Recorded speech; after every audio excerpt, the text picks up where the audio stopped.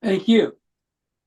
Good afternoon, everybody. I'm calling this session of the Boardroom Vision to order to acknowledge that we are on Treaty 1 territory, the home and traditional lands of the Anishinaabe, Ojibwe, Innu, Cree, and Dakota peoples, and the national homeland of the Red River Métis. Our drinking water comes from Shoal Lake 41st Nation Treaty 3 territory. With me today are Ms. Valerie Werhoon and Mr. Richard Whitbread. My name is Harvey Diamond. I'll be chairing this meeting. The City Assessment Department is represented by Jamie Frigere, and our administrator is Fran Picato. We'll be hearing applications for revision of the assessment rules in accordance with the Municipal Assessment Act. The matters for which revision are requested to be described in each application. We'll be limiting discussion to those matters. The statements that are made at this hearing are sworn testimony, and who is speaking to those matters must first be sworn in. Be advised, the comparison of assessments of properties are not considered as evidence of market value by the Board of Revision. The Board of Revision is appointed annually by Council and is independent of it and the City Administration. It makes a decision on the basis of the evidence provided at this hearing and issues a written order that was mailed to all parties as soon as possible. Please note that the Board's decision with respect to an application may be appealed to the Municipal Board if the matter pertains to assessed value or to classification, or to the Court of King's Bench if the matter pertains to an application of exemption from taxation. And should you wish to appeal, information to do so will be included with the board's order. With respect to the hearing process, I will confirm the points of appeal with your property to be addressed with each applicant following a swearing in. We will then have the session testimony followed by questions that the applicant may have, and then the applicant's testimony followed by any questions. Each side will be given an opportunity to summarize the wish to do so. Once all the evidence upon application has been brought forward, the applicant may leave. The process will repeat for each item on the docket today. And the session will close after all the applications have been heard, and the board will deliberate in private and make decisions. You'll receive the board's order by written mail as soon as possible. And this information, all public records are live streamed, recorded, and will form part of a public record. And today we'll be hearing the items 1 through 3 in our docket. And Ms. Picato, please affirm the assessor and the attending applicant for items number 2 and 3. Thank you. Should I affirm the applicant once we get to those items? I thought we're going to adjourn the first item. I can indicate. Okay. We'll put it down on the list and see if there's adjournance. Okay, sounds good. Okay. Mr. Assessor, please state your full name. Jamie Frigere. Do you affirm that the evidence you're about to give at this hearing is the truth, the whole truth, and nothing but the truth? I do. Thank you. Ms. Applicant, please state your full name. Ellie Marshall? Do you affirm that the evidence you're about to give at this hearing is the truth, the whole truth, and nothing but the truth? I do. Thank you. Thank you. So I understand, looking at item number 2, the property at 1622 Marshall, that the assessment department is seeking a non-cooperation order. Is that correct, Mr. Frigere? Correct. Okay, well, I guess you should take us through that first, and we'll then make a ruling. Sure. So the address here is 1622 St. Mary's Road. The roll number is 080054838800. And as mentioned, we are seeking the non-compliant penalties. So you can see on page 11 of my brief, we have a copy of the mailer that was sent out. I looked for, but couldn't find the delivery confirmation or the signature that was associated with this delivery. We haven't received anything for this cycle relating to the information request relating to 2022. We also haven't received anything for 2021, 2020, 2019, but we did get something in 2018, but we haven't received anything. So we get every 2 years we send out the 2 mailings, and we haven't received anything since 2018. And I would also just point out or reference the fact that we don't have any financial information in the applicant's brief either. And you can see on page 11 of my brief, the address that we've been asked to send the request for information is actually going to Ryan, the tax compliance service here in Scottsdale. So it appears to me that they have not been compliant, so we would request the penalties here for it. Okay, and that completes your evidence insofar as we seeking non-compliance. Correct. Ms. Marshall, any questions or argument that you wish to put forward on this basis? So I unfortunately have no record of receiving the letter. Obviously, it's been going back to 2018. I think it's likely that the address on file is incorrect for the Canadian National Division. But unfortunately, I don't have much more to add to that. I do want to mention, however, with regards to this property, it is owner occupied.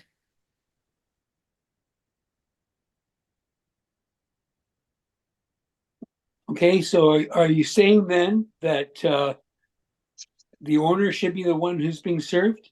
Is that what you're indicating? No, sorry, I just meant to state that for this particular property, it's being occupied by the owner, and therefore there isn't much income information to provide. 7-Eleven is the owner of the Okay, I property, and it's understand. also occupied by 7-Eleven. So although I can't speak truthfully to why the form wasn't received, whether that's because it's being sent to the wrong address or not delivered or whatever the case may be, there also isn't much information that would have been provided on this form because the property is owner occupied. Okay.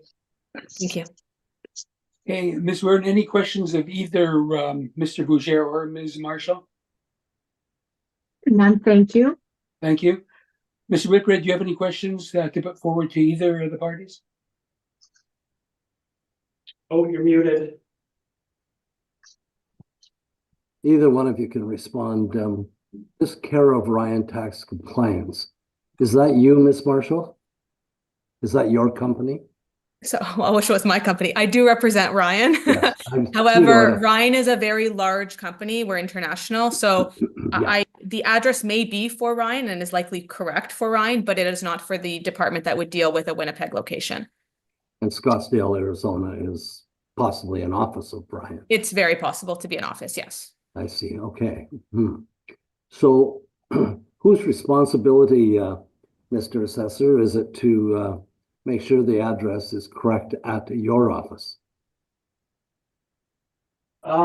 Well, I can say that I have dealt with this property going back a number of years, and I know that the previous address was also an American address. We just, in our tax side, we field calls from property owners that inform us where they want their mailings to go.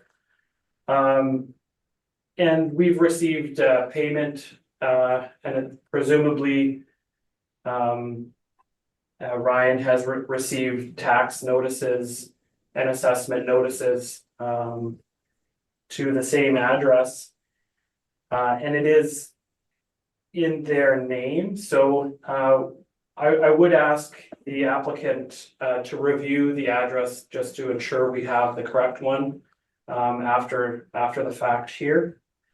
So you haven't answered my question. It was fairly straightforward. It was, whose responsibility is it to inform your department of address changes? Yours or the applicant? It would be the applicant's responsibility to make sure that we're notified of any address changes. Right. You don't chase the applicants. It's impossible for you to do that. Right. Right. So, Ms. Marshall, what is your relationship with the applicant in terms of communicating after this hearing that, hey, buddy, you need to change your address with the city of Winnipeg so they get this information to you? I can definitely confirm that after these hearings that we will make sure that's taken care of. Sure. And Jamie, with respect to the applicant being owner or the property being owner occupied, if the owner is there, does it not make sense we could get a copy to the owner at that address too? Just common sense. If you're not getting responses, and Yeah. you know it's owner occupied and he's at that premise, it would make sense to send it there. Okay. Yeah, we do that in cases where it's been asked of us to do that. Mhm. I don't know that we would take the initiative to do that, per se. Also on the aspect of it being owner occupied, I did just want to point out that there is a second rental unit at the property. Just to quickly point that out. You can see on the second page of my brief. It used to be a church organization. I'm not sure if it's occupied at all now, but you can see there's a white sign there. So that's a rental unit that they have at the rear of the property. Yeah, there's no words on the sign, right? Right. Okay. So what's the relevance of that to my question? Just to say that it's not necessarily just a matter of we don't have rental income because it's an owner occupied property. There is a rental unit there, so there could be potentially income from that unit. But we do send out the mailer to gather that information. So showing premises on your evidence that there's, showing two premises in your evidence, would that not suggest that your model should be formulating some sort of revenue for that property? Right. Okay, I'm getting off track. I want to stay on the non-quap. We can come to those questions later, maybe. Why don't you have the mailer? This is very unusual not to see other documentation here, Jamie. You know what? And just speaking candidly, this first happened from my recollection. I've been in the department doing appeals for 10 years. The first time it had happened was during the pandemic. And I think it was originally, at least, to do with social distancing and having people be able to receive their packages by having the mail courier leave them there, as opposed to collecting the signature. That was the explanation from Canada Post originally, but this seems to have continued on, and I don't have any information as to why it wasn't included. All I can do is point to the history of non-compliance dating back to 2018. 2018, we received the mailer for the mailer year 2018. Right. Okay, I have no further questions. Okay, so my first question to Mr. Fogier is, Mr. Fogier, without a signature card and tracking, how do we know that the parcel was ever received? Was it received by the recipient? I guess my only things that I would say to that is that property owners should be aware that there is something coming for each property that they have, that they own every year, and we send out 2 mailings. So that's 2 opportunities for their property or for their mailings to be lost, I suppose. The likelihood of that happening would be speculative, but this property does have, or these 7-Eleven does have in the realm of 20 convenience stores in the city of Winnipeg. They haven't been compliant year after year since 2018. And so that's 2 mailings each year, or sorry, 2 mailings every second year, 1 mailing, I believe, in the sort of not relevant year to the assessment, if you will. the non-reference year. We send out a single mailing. So for those reasons, I would suggest that they should be aware of this. Like I said, we send our other notices to this address. We were notified in 2020 of the address change, I should mention. So this isn't, this is 2020, 2021, now 2022. So I would suggest that there is a pattern. Well, Ms. Marshall's given us our undertaking. She's Well- going to address all this, right? Hey, I'm asking the questions now. I know. You. I just interrupted. Okay, so you're indicating then, so next question is, would the tax bill also be sent to that address? Correct. And the assessment notice? And the assessment notice. Okay, and obviously they received the assessment notice because they filed an application to have the assessment reduced. Right. That's the deduction you got, so it appears that it must be the right address you're saying then. It could be the wrong address, but I would suggest to you that in all likelihood, it's the correct address. I don't see any specific reason to think otherwise. Well, I'm assuming the assessment notice must have been received because they filed an application to reduce the assessment. Right. Okay, that's just me surmising, but okay. Ms. Marshall, a question. You indicated it's owner occupied, but there's nobody at that store who has any authority other than to sell things the store sells, isn't that correct? That's correct. So 7-Eleven occupies the store, but obviously whoever is responsible for completing and reviewing these documents would not be at that location. I do assure the board, though, that I will make sure that this is taken care of going forward. Okay, appreciate that. Okay, thank you. Well, we're gonna have to go in camera and decide if we're gonna impose a penalty or not, so we'll put Ms. Marshall in the waiting room, and Mr. Verger, you'll leave the room for a few minutes, please. Okay, welcome back, everybody. We've made a determination that we're not gonna grant the non-cooperation because we have not received tracking confirmation and we can't prove that the request was in fact delivered and received by the applicant. So we're prepared to go forward. Now, I understand that there's two things before us. One is the amount of the assessment and the other is a class application. Is that correct, Ms. Marshall? No, from my understanding, it's just an assessment change. So if there is anything else that you ticked off, you'll withdraw it then. That's correct. Yes, thank you. Okay, Mr. Verger, you can go ahead with your evidence when you're ready. Sure. So the property is 1622 St. Mary's Road. The roll number is 0800-548-3800. And so this is a 7-Eleven with gas pumps at the front. The leasable area of the building is 5,565 square feet. You can see the property on the second page of my brief. So as I mentioned, there are two units here, a rear unit at the back of the property, and then the 7-Eleven at the front of the property.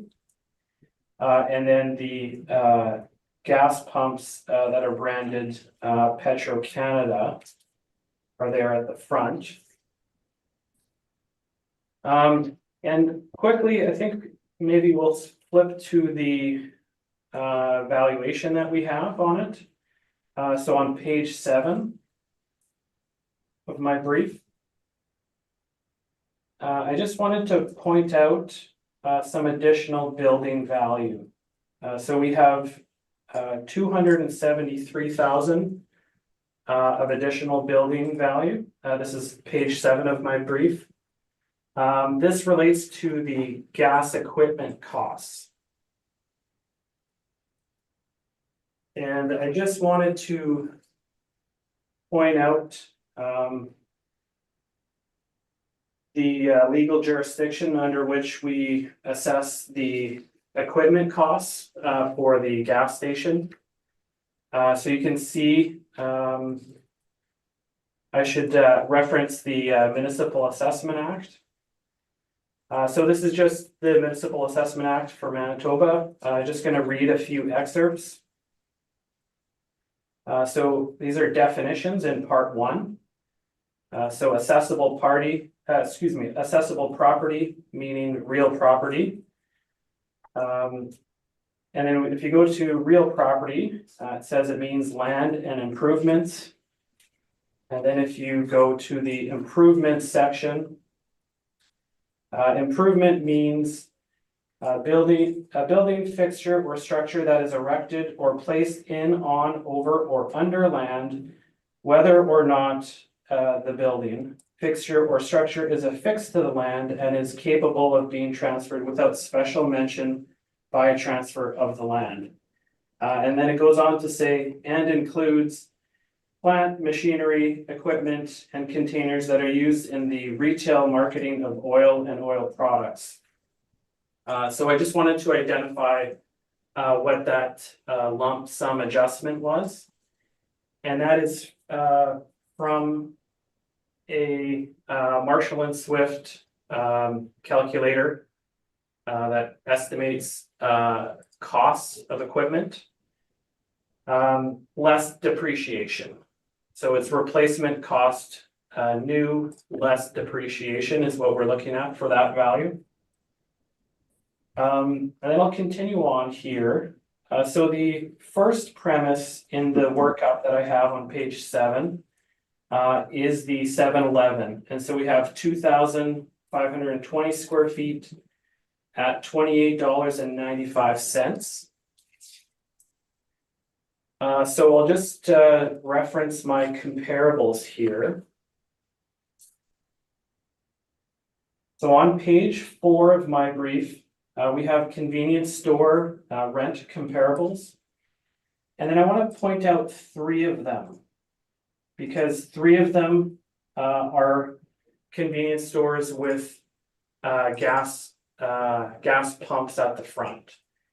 And you'll notice that they have some slightly different rental rates than say a 7-Eleven or a Circle K or Max without pumps.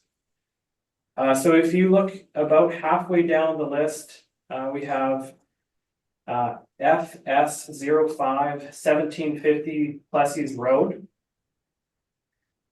And so that's a convenience store with gas pumps, and they're receiving $44 a square foot and 10 cents, excuse me, $44.10 and $44.10 a square foot when applied against the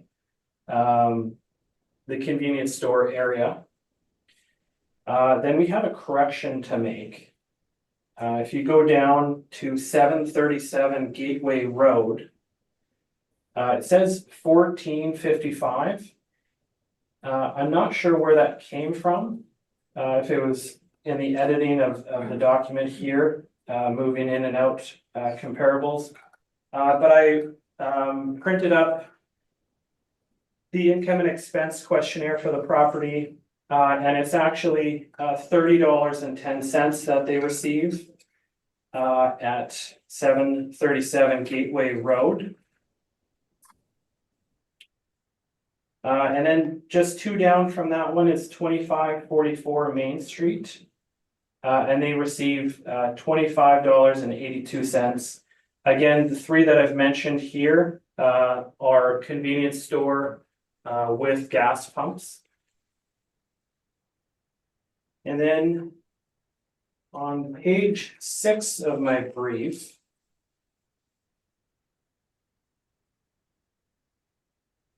we have another couple of tables here. The second table corresponds to our size category better. So these are gas stations that they're branded as gas stations, but they also have a convenience store area. And so that's the second table here. And so the rent here ranges from $51.07 down to $26.62. And so all of these, I would say, would be comparable to the 7-Eleven with gas pumps. There was one more that I left off, but I would say that I have looked at all of the convenience stores with pumps in the city, save one, and I can give you that information. And you can put what weight you would like on it, since it's not included in my brief. That's gas pumps at 801 Regent Avenue. It is also a 7-Eleven and has gas pumps. And they have a rental value. Let's bring this up.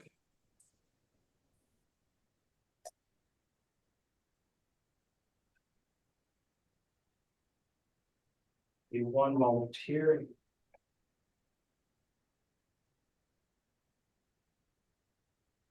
$34.53. So I would propose that we're in line with market information as it relates to the rent that's achieved through having pumps associated with your convenience store. And as mentioned, we are mandated to add the additional equipment value as well. And then lastly, I'll point out we have the secondary unit at the rear of the property, which is larger. It's 3,045 square feet. And we have a rental rate of $16.02 on it.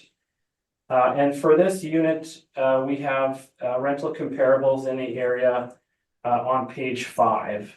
And I would argue that our $16.02 falls within that range. The range that we're looking at on page 5 is between $15 and $29, with the bulk of the range coming in at sort of the $19 range. And then lastly, I'll just point to our capitalization rates.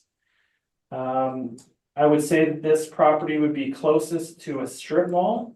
So if you look in the retail section of the capitalization rates on page 9, following the categories that are put out there by the different commercial realtors. We have Colliers, CBRE, and Cushman Wakefield. I would just point out strip mall ranges between 6 and 7, and then 6.5 and 7.5 under the Cushman Wakefield. And then the city of Winnipeg, under our own analysis, have a range of 5.6 and 6.75. So that's my presentation. Thank you. Thank you. Ms. Marshall, do you have any questions? I do, thank you. I just want to confirm that the city has used the same vacancy rate, expense rate, and capitalization rate for both the retail portion of the property and the convenience store, correct? Correct. Okay, no further questions. Thank you. Thank you. Ms. Wood, any questions? Not at this point, thank you. Thank you. Mr. Whitbread, any questions? Yes, I was looking at the vacancy as well. And do you know how long that building at the back has been vacant? I do not have that information, unfortunately. I should have looked for our records to see what we have. But I would also suggest that we do rely on mailer information from the owners as well. Right. If that was a 25% vacancy, a chronic vacancy, that would have a significant financial impact, wouldn't it? Yeah, I don't think that we would, usually we reserve 25% if it's for a property that's 100% vacant. As far as I know, the 7-Eleven is still there. No, I understand that, but that particular building is a standalone. It's not connected to the 7-Eleven, is it? It's not part of the 7-Eleven. Well, it's all under one income stream, so Yeah, we wouldn't be applying that much anyways. okay. And I guess if the owner wants it, he can apply for it, can't he? Let you know what his financials are. Right. I'm questioning you, so my next question might be, I'll save my next question for Miss Marshall. That's fine. Sorry, Ms. Marshall. Okay, No further questions. thank you, Mr. Rupert. So my question is, I don't see how your additional building value, you told us where it came from, but do you have a workup of how you arrived at the sum of $273,000? So we don't, our brief generator does not include any of the Marshall and Swift tables. It appears just as a lump sum in our brief generator, and we do not have the detailed information that we bring to hearing. I can tell you that the things that we value under the additional building value are canopy, pumps, and tanks, and nothing else on the property. No, I knew that what it valued. I just don't know how we get to that value, and it's hard to question when we don't know how you got that number or even know if it's reasonable or to uphold it. That's what I'm getting at, basically. Right. You know, it's just a number, and there's no justification for other than telling us what it is. But not being a gas station operator, I'm not able to determine what would. We don't know how much depreciation is worked into it or anything. So. Mr. Foucher, it's really very difficult to determine whether that's reasonable or not. Right. I can appreciate that. Okay, Sorry, may I interject and go back to the assessor, please? okay, can I finish my questions first? Oh, I'm sorry. I thought you were done. No, that's fine. Do you know if the back portion, the other street, I guess the other unit is attached from the inside to the 7-Eleven or not? As far as I know, they're distinct units. I've inspected the property. It was probably close to 10 years ago. But at that time, when I had spoken to the tenant there and had the opportunity to read over their lease, they were separate. There was no going from one unit into the other. Okay. Do you know if they're using that other unit for storage purposes or not? They could be, unfortunately, I have not been provided with that information. Okay, that's my question. Mr. Whitbread, any other questions you can certainly direct Yes. to? I just want to go back to something Mr. Fisher said in relation to not having the information available for the calculations. Now, you had to get that number from somewhere, didn't you? Correct. Where did you get it? So Marshall and Swift is, as far as I know, the sort of preeminent costing firm that operates in North America. They have costing software and tables that relate to different property types, different equipment types, different construction materials, and they use local cost multipliers. Yes. So this portion of the assessment, the 273,000, is under the cost approach. And so the city of Winnipeg has a subscription to their services. And it's proprietary, so you can't use it without a subscription. So that could be why part of the information is suppressed. Regardless, they have tanks and canopy. Tanks they do on literage. Canopy they do on a per square foot basis. pumps. They have many varieties of different pumps. And so we have to calculate how many products are in each pump. If the pumps are double-sided, if the pumps have an electronic interface for, credit card and things like that at the pump, which most do these days. And then we take that, and that's the replacement cost as though new. And then we are deducting depreciation off of that. And that's how we arrive at the 273,000. And I know the information on the details is light, but that is the behind the scenes calculation that brings us to 273. Other than your verbal, it's kind of non-existent, Jamie. This is not our first convenience store with gas pumps, as you can appreciate. Yes? Right.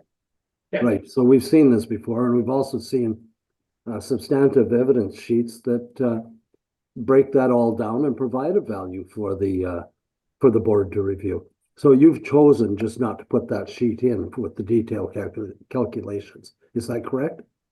I would phrase it slightly differently because I am unaware of people doing that.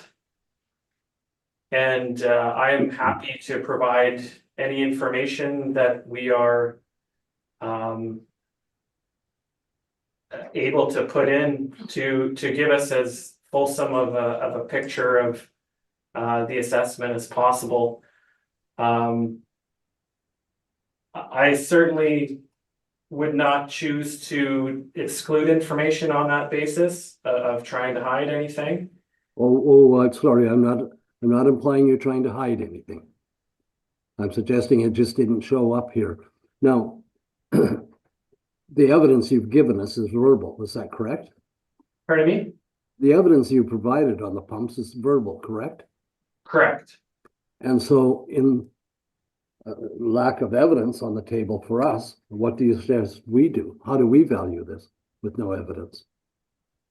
Well, I don't know that seeing the detailed breakdown would necessarily change the evidence of what it is. It would explain sort of on a monetary basis a breakdown of those elements, but that's really sort of why we're here today, Jamie. That's sort of why we're here today, is to get that evidence. That's fine. I have no further questions, Mr. So Chair. I do just want to reference that we've been using the cost approach and Marshall and Swift since I began in 2014. To my knowledge, I have never produced that or had that requested of me. And we are legislatively required to value the gas pumps. And the only way that I think that we can do that is by using Marshall and Swift, which is a verifiable third-party product. And yeah, I guess that's all I can say to it. I don't need any more information. Thank you. But I will inquire about including that. Yeah, Mr. Foucher, we've all sat on hearings of this nature before, and there has been inclusion of how those elements have been evaluated. And Yeah. I'm going to say something further. It makes it difficult for the applicant to contest your values if you don't put them how they were arrived at, so they could come up with contrary information to put forward if they haven't. So anyway, Right. Okay. That's fair. That completes my questions. So we'll let Ms. Marshall present her evidence. Great, thank you. So with regards to our disclosure, we're just beginning on page 7. I will say that there is an error on the sheet. We have included only the building relating to 7-Eleven. The city is correct that there is an additional building. However, it is vacant, and to the point that 7-Eleven did not even include it in their information relating to the property size. So I will just update these values for the board. The correct information here is that the assessed rate per square foot amounts to $345 when including both buildings. I apologize for that error. What we've included here on page 7 are 5 retail comparables for properties that have sold in Winnipeg in the last 3 years prior to the valuation date. The address, sale date, sale price, GFA, and price per square foot are listed here. These sale details are in the appendix as well. As you can see, the highest rate per square foot for a retail property in the last few years is 420 Selkirk Avenue, and that transacted for just under $288 a square foot in April 2021. Most notably, there are no gas station or convenience stores that have sold within 3 years of the valuation date. And so these are retail comparables. As mentioned by the city in their presentation, the city utilizes retail properties when determining vacancy rate, expense rate, capitalization rate. So we believe that a retail property, in absence of having comparables relating to convenience stores directly or gas stations directly, are comparable.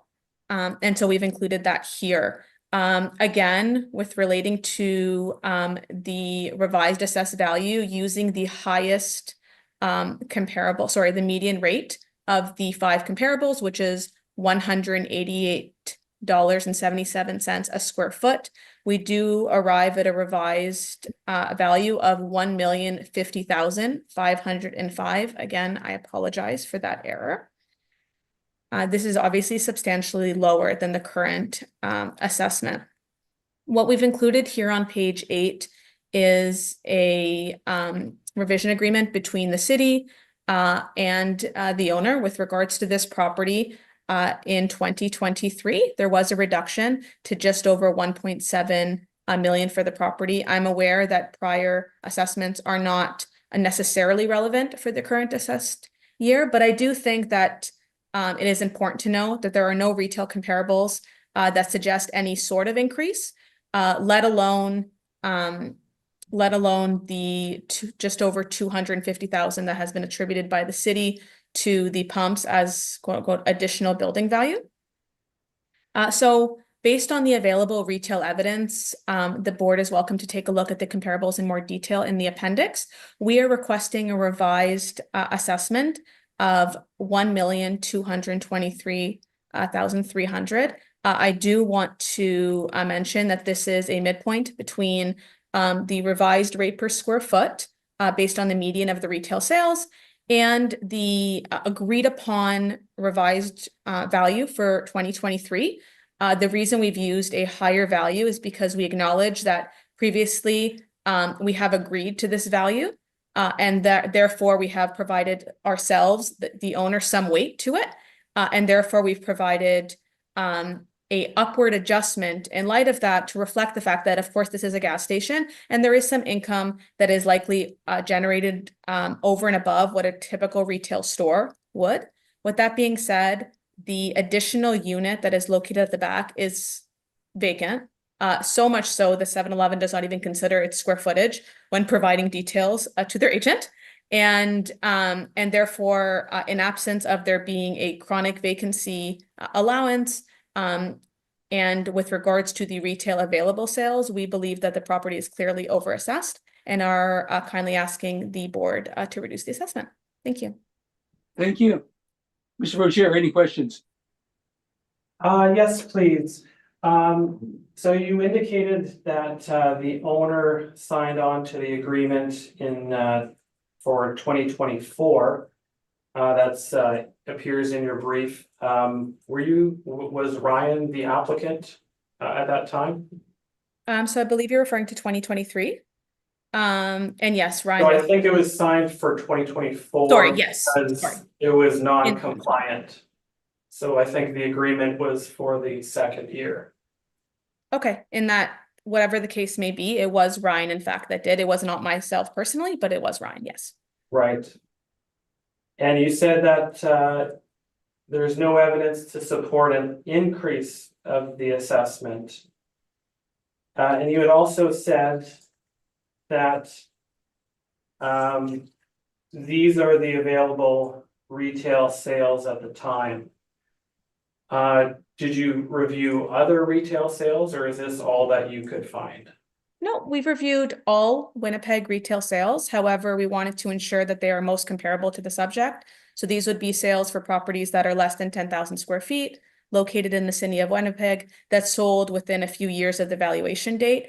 And when we mention that there's no additional comparables, if you also look at the lease data that's been provided by the city, including properties that were highlighted as being the most comparable, those are leases signed well outside the valuation date, several years prior to COVID, prior to 2023. And I think that adds weight to our argument that there is very little evidence to support an increase to the assessment. So not an increase to the assessment, though, would be 1,703,000. Is that correct? Sorry, I'm not clear on the question. Can you repeat that? So you're suggesting that there isn't an increase to I suppose retail properties in general. But by that logic, wouldn't that suggest a value of 1,703,000? No, I'm suggesting that there has been no evidence provided either in the city's brief or from our own research that there has been an increase in convenience stores or, according to our research, retail properties, because the retail properties on a rate per square foot basis sold for substantially less. Taking into consideration that a larger part of this 7-Eleven is a vacant retail unit, and taking into consideration the fact that the city uses retail values to determine vacancy, expense, and cap rate. And therefore, we are of the opinion that the city is in agreement that retail properties are of significance when analyzing a convenience store. So you've made no adjustment for your comparable sales, is that correct? We've made no adjustment to the comparable sales themselves. We do not see a time adjustment being required with the fact that they've sold within 3 years of the valuation date. However, we have provided an upward adjustment to the rate per square foot to take into account that we are obviously a convenience store. We are in disagreement with the addition of the additional building value that's been indicated by the city in their brief. But you haven't provided any evidence for the additional building value, the gas equipment, is that correct? So from my understanding, in terms of the legislation, the city is legislated to take into account the pumps and canopy, et cetera. We are of the opinion that a slight upward adjustment has been provided to the rate per square foot of the median retail sales to account for that. We also note that the city has highlighted properties that have leases and pumps, gas stations attached to the convenience stores. And so in our opinion, the city is double dipping by using the lease data, even though we believe it's outdated, the lease data for convenience stores with gas pumps attached with higher lease rates to accommodate the fact that there is a gas station on site. And then additionally added a building value for the pumps, for the canopy, et cetera. But no, directly to answer your question, directly in our brief, we have not mentioned any value specifically with regards to the gas station. So when you say you've recognized that a property that has gas pumps would be more valuable, so you've used a higher per square foot rate. To be clear, you're achieving that by blending what we did last cycle with what your comparables are suggesting this cycle? Correct. So we've indicated that in the brief. However, notwithstanding what was agreed upon last cycle, we do believe an upward adjustment would still be warranted to the rate per square foot to accommodate the additional income brought in by the gas stations. I think it's fairly well known that a gas station generally does go for a higher rate per square foot than a retail location. However, there is very little data in Winnipeg in the last several years to be able to do a quantitative analysis with regards to that.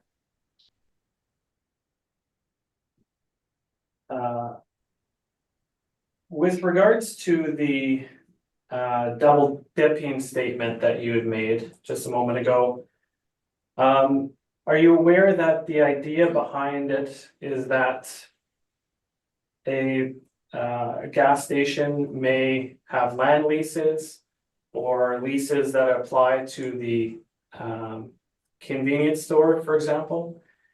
And then the tenant will pay for the gas equipment, its upkeep, and then when they're done, the removal of and remediation of the site. Are you familiar with that practice? Yes, I believe that occasionally it is the case, yeah. So would that not stand to reason then that the gas equipment is an additional cost to the tenant? So that the tenant would have to pay $30 a square foot and then also have to pay for the infrastructure of the gas station as well? Does So that stand to reason? For this particular property, again, 7-Eleven owns the property. And so for this particular property, that would not be applicable. Right, but we are looking for fair market value, is that correct? Would you agree with that? I would agree, yes. Okay, those are my questions. Thank you. Ms. Rowan, any questions? None, thank you. Thank you. Mr. Whitbread? No, I have none, thank you. Okay, my only question is your comparables. Do you have any idea of where they're located and how they compare at all to the subject property? I do. So if you scroll down to the appendix, which begins on page 11, it does mention details about each property. So it's zoning, where it's located, the sale date, sale price, rate per square foot, as well as the year built and the star rating that's provided by CoStar. This is more of a subjective rating based on their data, but there are photos there as well that can assist the board with making some decisions on how comparable these particular retail properties are. With that said, these in fact are the most relevant properties with regards to size and location and within several years of the valuation date. And we are of the opinion that leases that begin 5, 10, 15, 25, 40 years ago are not really relevant for the valuation of a property as of the valuation date. And so in our opinion, even though some of these are not as comparable, for example, some are retail properties, auto body shops, for example, in terms of size and location in Winnipeg, we believe they're the most comparable. Okay, because I'm looking at them and I happen to know for example, your number 3 item was a Robin's Donut Shop on the corner of Selkirk and Salter. Do you know how that area, Salter and Selkirk, compares with a property on St. Mary's Road? I personally do not. No. Okay. And Maryland as well is, anyway, okay, you don't know, so I'm not going to persist in those questioning. And you chose not to evaluate on an income basis here, just use a comparable sales approach. Is there any reason why you use an income basis, which is the way these are usually handled? Yes, so I'm aware that generally these types of properties are valued on the income approach. With that said, we are of the opinion, even if you take a look at the city's lease data, almost all of those leases begin well prior to the valuation day, prior to COVID. Some of them are from 1990, 1995. The market conditions that existed at the times of the signing and executing of those leases, we are of the opinion they are not relevant for valuing income and lease data as of the valuation date, notwithstanding the fact that we are clearly owner occupied as well. So we don't have data to support for this particular location to assist us. But yes, we are aware that generally these types of properties are valued on the income approach. Okay. Mr. Frazier, do you require a summation? Yeah, if I may, I would just want to point out some of my comparables and the dates that we have here. Well, I don't want you to give more evidence. I think you can sum up on what the evidence has already been given. Well, I just want to say that in the interest of full disclosure, I included all of the convenience store data available to us. And the ones that I highlighted, I wanted to point out because they have pumps specifically. And I just want to talk about, just very briefly, because the suggestion of older data that is no longer relevant was made. So I just want to point out 2544 Main Street has pumps, and that was signed in 2019. And then looking at the gas stations that have larger convenience stores, we have Osborne in 2019, 705 Osborne, 2019, and 1567 Arlington in December 2019. So I just wanted to point those out. Okay, thank you. Ms. Marshall, do you wish to make a summation? Sorry. I do. So I just want to again reiterate that based on the available data, both provided by the city and ours, I believe that we are overassessed, especially when considering the fact that we are unable to really determine what is included in the additional building value. We actually use Marshall Swift as well. So we would have been able to better determine how accurate that is, especially in terms of depreciation. With regards to the value that has been provided by the city, the retail unit is clearly valued at a lower rate per square foot than the remaining unit.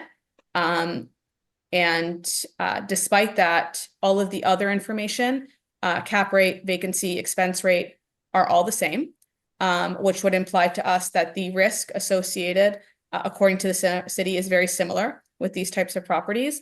And we also believe that considering the additional unit that is larger than the convenience store is vacant, that at this point that should be taken into account as well. Thank you. Thank you. Okay, that completes the evidence on this matter. So we'll then proceed with item number 4, which is the property at 920 Archibald. And Mr. Frazier, when you're ready. So I'll just quickly go through, there's another issue with compliance here, but it's going to be effectively the same. So I'll just quickly go through.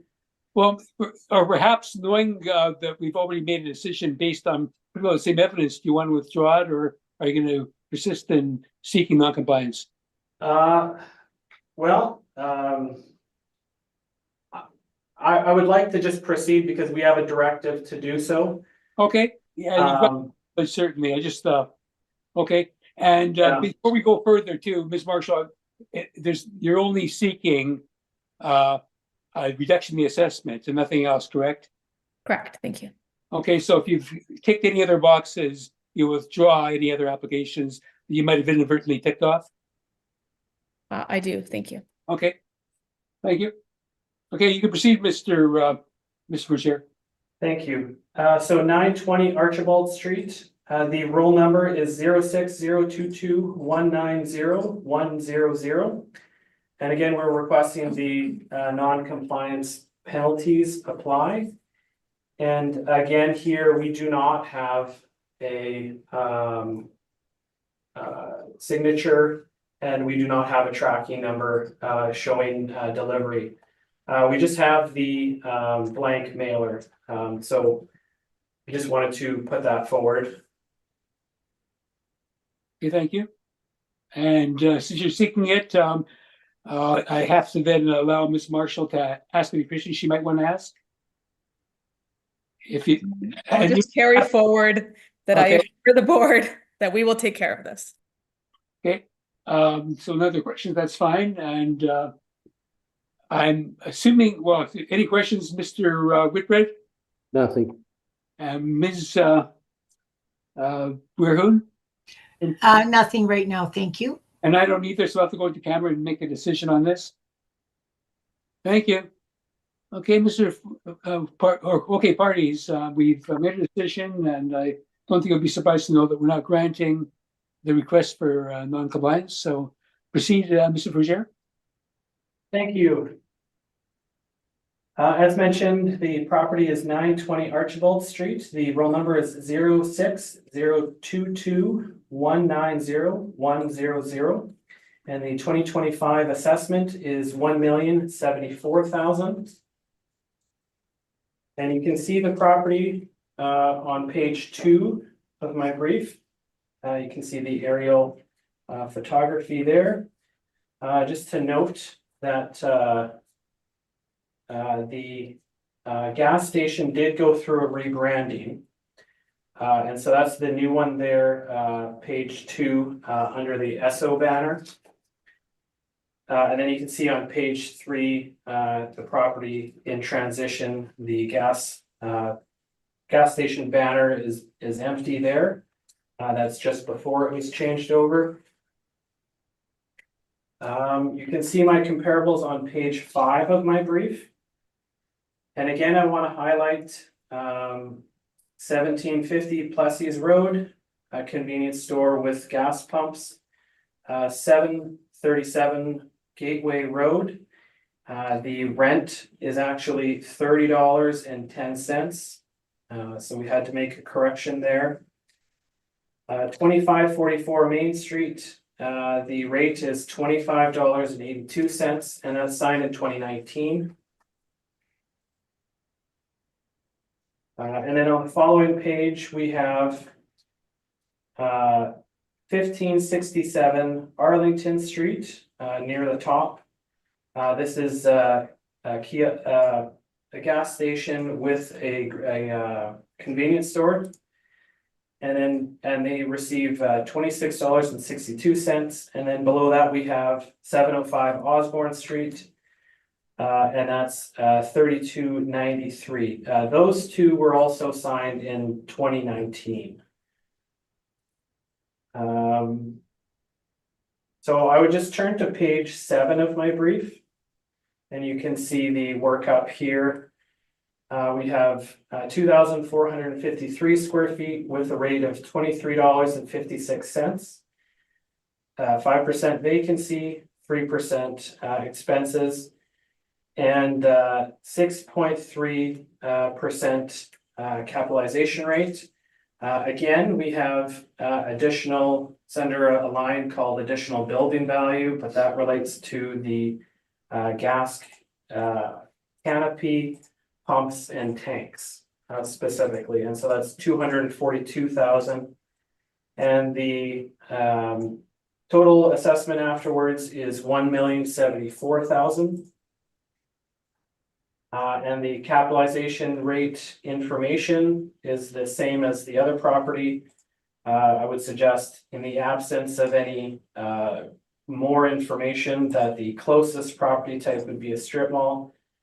And that ranges from 5.6 with the city to 6.75. And then for Colliers and CBRE, 6 to 7. And then Cushman Wakefield is a little bit higher at 6.5 to 7.5. That's my presentation. Thank you. Thank you. Any questions, Ms. Marshall? I do. Just in relation to the capitalization rate, you had mentioned that for both 920 Archibald and the previous property that you would recognize them as closest to a strip mall. However, the cap rate is different for this property than the one we just discussed. This one is at 6.3%, and the one we just discussed is at 6.7%. Can you maybe elaborate a little bit more about why there could be a difference between them despite the similar property type? Sure. So the square footage of the property plays into it, as well as the area of the city, the age as well. But I think these two properties are probably similar in age. But I would say that the biggest driving force here would be, the size of the property. And that's done through a statistical model. Oh, can't hear you. Sorry about that. One more question. On page 6, you have provided some rent comparables, of which one is 518 Archibald Street. It's also your newest lease, executed in 2022, for $14. Would you agree this is likely the best representation of rent for the property based on the fact that it's so close to the valuation date as well as in location? So I wouldn't agree, because it is for 6,000 square feet. And I included just a general canvas of the area in which the property is immediately located, but in terms of the property type, we do see significant difference between historically as well as contemporaneously between gas station rents and convenience store rents with pumps as opposed to general retail. Okay, thank you. Thank you. Mr. Whitbread, any questions? I have nothing, thank you. Thank you. Ms. Verhoon, do you have any questions? No, mine were just answered. Thank you. And I think that any question I would have, Jamie, would have been posed to you in the last hearing, and I've got a good memory, so I have no further questions either. So thank you. So Ms. Marshall, you can proceed with your evidence this time. Perfect. Okay, so this will be short and sweet since it's very similar to the property that we just discussed. Again, this is a convenience store with a gas station occupied by 7-Eleven as well. There's photos and a map on pages 3 to 5. With regards to our position, again, we believe that we are overvalued on a rate per square foot basis. Our comparables are provided on page 7 and details are in the appendix. We are kindly requesting the board to reduce the assessment. We are requesting an assessment of $835,700. I would like to point out that this is increasingly similar to the capitalized value of just under $832,000 that's provided on page 7 of the city's disclosure prior to the additional pumps, which again details have not been provided for by the city. That's all. Thank you. Thank you. Ms. Frazier, any questions? So just a quick question here. I just wanted to confirm that Ryan was the applicant last cycle. Is that correct? That's correct. And at that time, Ryan had agreed to $981,000 for 2024. Is that correct? I believe that's correct. Yes. Okay. Okay, thank you very much. Those are my questions. Thank you. Mr. Whitbread, do you have any questions? I don't. Ms. Thank you. Verhoon, do you have any questions? I don't. Thank you. And I don't either. Thank you. Okay, well, thank you, Ms. Marshall, for your attendance. You'll receive our decisions very, very soon. And if unless either party wants to make a summation, I shouldn't write it off that quickly. I should say, do you have a further summation you wish to make?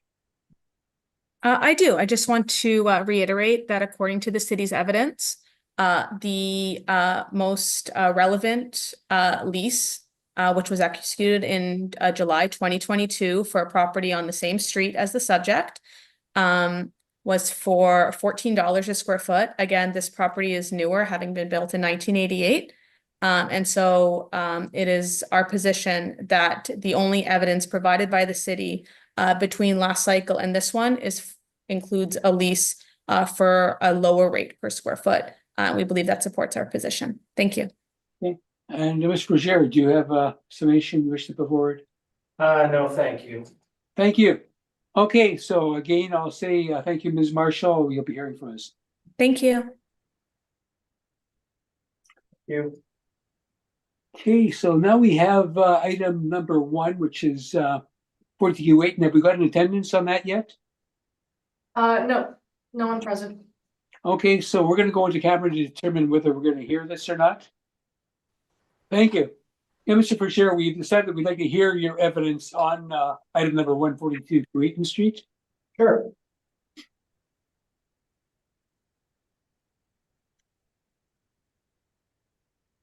You can proceed when you're ready. Okay, so the address is 42 Keewatin Street. The roll number is 0709 0374500. And the 2025 assessed value that we have is 667,000.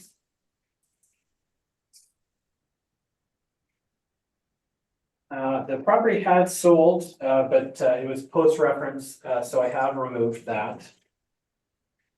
Sorry. And then my comparables start on page 4.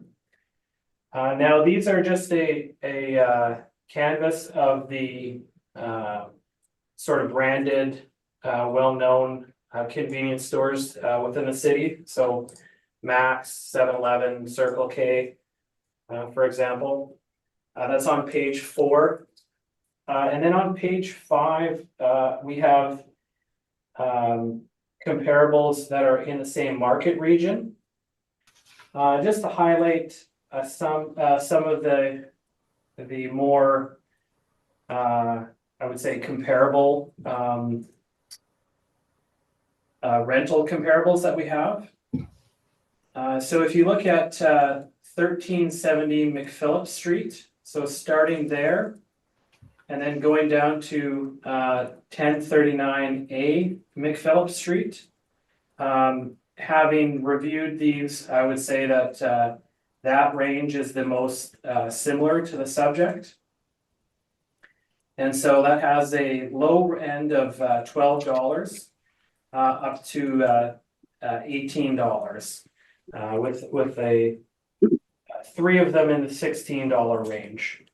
So I would suggest to you that those are the most similar.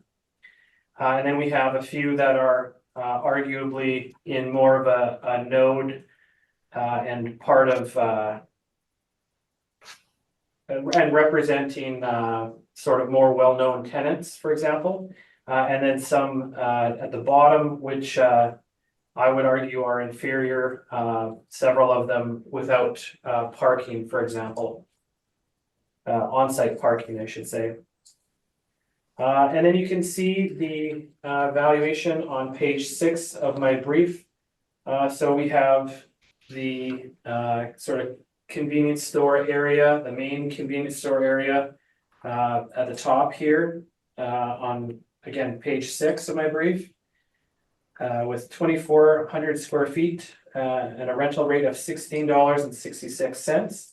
And then we have a storage area to the rear that is 1,281 square feet, and we've used $12.51 on it.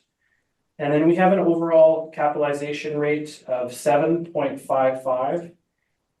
And that is quite a bit higher than the other capitalization rates that we've seen.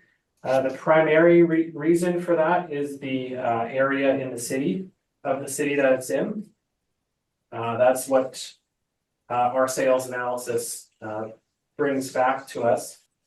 And I'm just thinking, I don't think I showed you the property or referenced the photograph material, which is on page 2 of my brief. So you can see the aerial photography at the top, and then you can see the property, the Google Street imagery at the bottom. And it's branded as Get and Go convenience store, and this building used to be a Blockbuster video, so it's obviously gone through some changes through the years. So that's my presentation. Thank you. Any questions, Ms. Verhoeven? Just like, again, with the overall capitalization rate, the area, why are you rating it so hard? Why are you rating the area so bad with such a high capitalization rate? I'm just to, So it comes from our sales analysis, so the city is privy to any sale that goes through land titles. We have a chance to review it and look at you know, we have sales questionnaires that we send out, and so we collect more additional information from the new property owner regarding the sale. And through the department's analysis, they've determined that with the age of the property, the size, the location, and the type of property, in this particular case, they've given it a higher capitalization rate, having done some work with some of the sales and being familiar with how the model works and more of those details. I would suggest that you know, this is on Keewatin. This is part of what they call a market area that has basically an adjustment, an upward adjustment to the capitalization rate in the market region. because it's not an old building. I mean, it's Right. it's 1993. Right. Yeah, I meant more broadly speaking, some of the factors that would go into determining the capitalization rate would it also include age. But in this particular one, I agree it is a newer property than the last two that we've seen. And therefore, I would definitely point towards the location in the city as to why the capitalization rate is the way it is. Okay, thank you. No more questions. Thank you, Thank Mr. you. Whitford. Any questions? How far north up Keewatin is this street from Notre Dame or this building? Do you know? I can't tell from your map. No. It's a fair bit out from Notre Dame. I believe the numbering would be much higher if it was closer to Notre Dame. Yeah. Yeah. Is it north of the underpass? The railway underpass? I don't think so.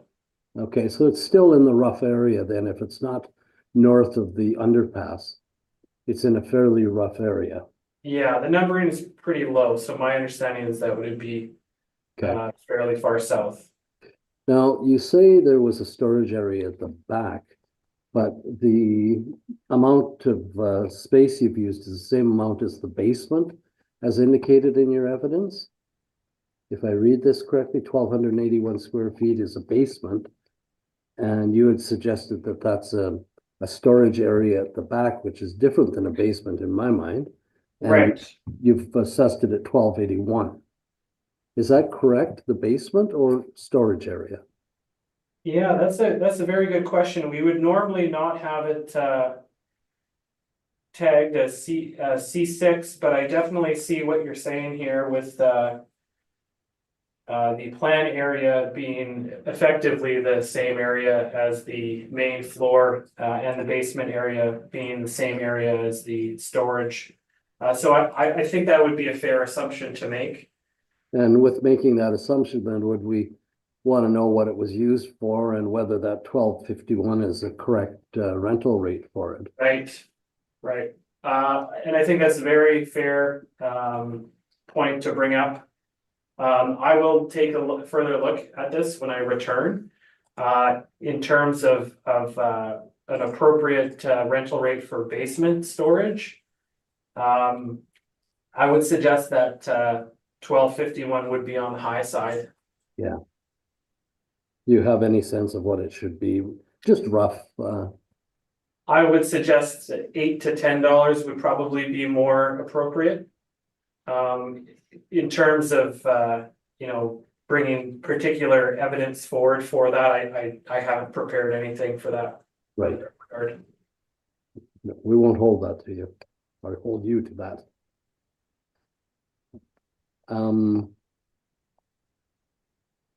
I think that's all I have for questions. Thank you, Mr. Chair. Thank you. And I don't have any questions. Thank you very much. So thank you, Mr. Foucher, for your attendance. And again, too, you'll receive our decision very shortly. Great. Thank you very much, you guys. Thank you. Have a great day. You Thank too. you. You too. Thank you.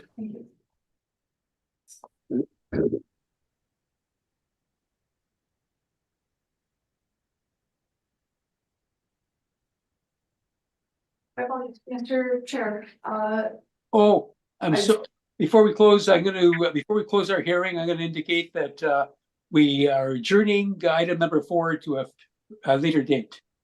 And we now have completed every item on the agenda today, and we're closing this hearing. Thank you. Thank you. We don't have to go back online for that, do we? We were still online. Oh, okay.